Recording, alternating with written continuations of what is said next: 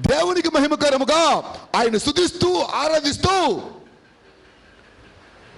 మనకు వెలుగునిచ్చేవాడు ఆయనని, పంట పొలములిచ్చేవాడు ఆయనని, ఊపిరిచ్చినవాడు ఆయనని, జీవమిచ్చినవాడు ఆయనని గ్రహించగలిగే మనసు నీకు నాకు మనకందరికీ రావాలి.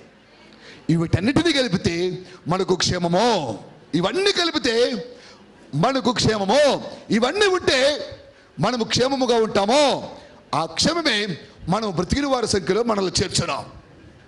క్షేమము లేకుండా క్షేమము రాకూడదు.